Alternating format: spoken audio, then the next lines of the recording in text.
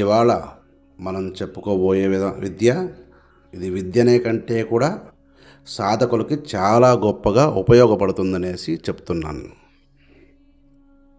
ఎవరైతే గురువుని వెతికి వెతికి వేసారిపోయారో, సక్రమైన గురువులు లేరు, ఎవరైతే ఈ మానవ గురువుల దగ్గర విద్య ఏంది నేర్చుకునేది అనేవాళ్ళు ఉన్నారో, ఈ గురువులందరూ మోసం చేసి ఇబ్బంది పెట్టి ఇటువంటి వాళ్ళ కోసం ఇక్కడ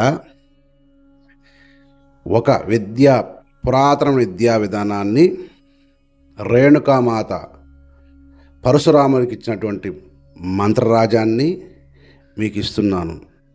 పరశురాముల వారు ఈ మంత్రంతోనే దత్తాత్రేయుల శిష్యరికం చేయగలిగాడు. దత్తాత్రేయుల అనుమతి పొంది, దత్తాత్రేయ దగ్గర మంత్రోపదేశం పొంది త్రిపుర రహస్యం అనే ఒక అనంత శక్తి సంపన్నమైన పుస్తకాన్ని మనకి గ్రంథరాజాన్ని అందించాడు.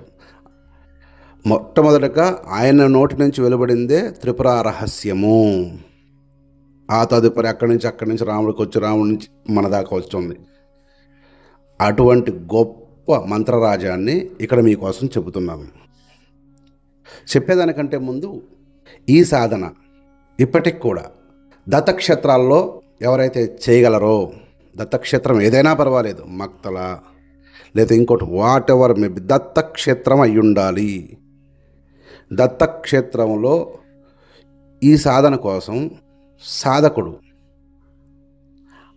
అన్ని రోజులు పవిత్రతగా, మనసులో ఎటువంటి ఖేదభావం లేకుండా ప్రతిరోజు కారుణ్యమూర్తికి ఎందుకు ఇవన్నీ చెప్తున్నానయ్యా అంటే, దత్తుల వారు ఈ మంత్ర సాధకుల దగ్గరికి ఏ రూపంలో ఎప్పుడొస్తాడో తెలియదు కాబట్టి ముందుగానే ప్రిపేర్ అయి ఉండడం మేలు. ఈ సాధకుల్ని నిరంతరం దత్త భగవానుడు పరీక్షిస్తూ ఉంటాడు. ఇకపోతే గానుగాపురంలో అయితే ఈ సాధనకి ఒక 50 రోజులు సరిపోద్ది. ఆయన కనిపిస్తాడు. ఆయన అట్లా ఎట్లా అని చెప్పలేము. అసలు బాలోన్మత్త పిచాచ వేషధారిని అనుకోండి, ఆయన ఇలా అని చెప్పడం అనేది అసంభవం. కుక్కలాగా రావచ్చు, మనిషిలాగా రావచ్చు, ఒక మహానుభావుడిలాగా రావచ్చు, ఒక తాగుబోతుడిలాగా రావచ్చు. మీరు గురుచరిత్ర చదివి పారాయణం చేసి ఉంటే ఆయన లీలలు కొంతవరకే దాంట్లో ఉంటాయి. ఈ సాధకుడు అంతకి 100 రెట్లు అనుభవించగలగాలి. ఎందుకంటే అంతకంటే 100 రెట్లు ఎక్కువ మంది అనుభవించుండొచ్చు, కానీ ఆ గ్రంథరాజులోనే కొన్నే. అట్లా ఎవరైతే ఈ సాధకుడు అంత కారుణ్యంగా ఉండాలి. తర్వాత సాధకుడు ఏ బట్టలైనా వేయచ్చు. ఏ బట్టలు, జీన్స్ ప్యాంట్ కాదు, తెల్లయ్య, నీకు అనుకూలమైన బట్టలు, తెల్లయ్య, ఎర్రయ్య, పచ్చయ్య, ఏదైనా సరే, కింద పంచ పై పంచ రెండే ఈ సాధకుడికి నియమాలు. ఏకభుక్తం, 2 పూట పళ్ళు తినొచ్చు, 1 పూట మాత్రం భోజనం చేయొచ్చు. అది ఏ పూట అనేది చూసుకోండి. మీరు వెజిటేరియన్ మాత్రమే తినాలి. రుద్రాక్షనే జపమాలగా స్వీకరించాలి. ఆ రుద్రాక్షలో సన్నని మిరియాల గింజంత ప్రమాణం ఉండాలి. దానితోనే జపం చేయాలి. అదిలోనే మెళ్ళ వేసుకోవాలి. గురువుగారు జపం చేసిన దాన్ని మెళ్ళ వేసుకోవడం ఏంటండి అనుకోవచ్చు. ఇక్కడ ఇదే చెయ్యాలి. గుర్తుపెట్టుకోండి, నేను చేశాను, నేను అనుభవించాను కాబట్టి అది చెబుతున్నాను మీకు. శ్రీ దత్త భగవానుని మంత్రం చెప్తున్నాను ఇక్కడ, కొంచెం శ్రద్ధగా వినండి. ఓం సైహం ద్రాం ద్రూం ద్రం బాలోన్మత్త పిచాచ వేషధారిణే గ్లోం హ్రీం హం పాహి దర్శనం దేహి మంత్రోపదేశం కురు స్వాహ అనే మంత్రంతో, ఈ మంత్రం దత్తుల వారిది, ఎక్కడా దొరకదు మీకు. నాకు కూడా మా గురువుల దయ వల్ల వచ్చింది, గురు పరంపరలో వచ్చింది కాబట్టి మీకు చెప్తున్నాను. ఇది గురు పరంపరలో వచ్చిన, నేను దాచిపెట్టుకోమని చెప్పలేదు వాళ్ళు.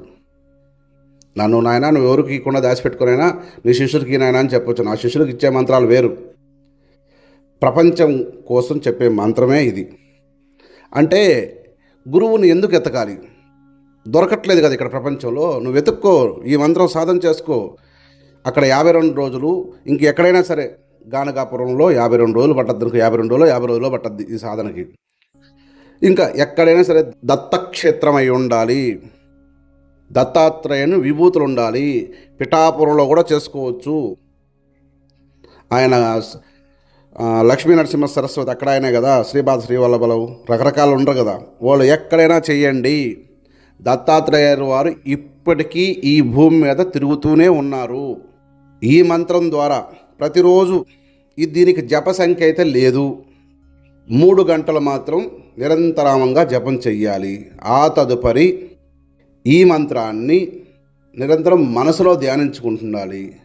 ప్రతి జీవి ఎందుకు కారుణ్యాన్ని ప్రదర్శించగలగాలి. ఈ కారుణ్యాన్ని ఎందుకు ప్రదర్శించమని చెప్తున్నానంటే, ఆయన ఏ రూపంలోనే రావచ్చు, సర్పరూపంలోకి రావచ్చు. నీకేదైతే భయం ఉందో, నువ్వు దేనికైతే భయపడతావో అదే రూపంలో వచ్చి ముందు కూర్చుంటాడు భగవానుడు. పరీక్షల కోసమే దత్తప్రభు పెట్టిన పరీక్షలు ఇంక ఎవరూ పెట్టరు. దత్తప్రభువు పెట్టిన అన్ని పరీక్షలు ఇంకెవ్వరూ పెట్టరు. కనుక సాధకులారా, కొత్తగా సాధనలోకి వచ్చేవాళ్ళరా, సనాతన ధర్మం అన్నీ ఓపెన్గా ఇచ్చేసిపోయింది. చేసుకోవడం మీ వంతు, చెప్పడం నా వంతు. సర్వే జనా సుఖినో భవంతు.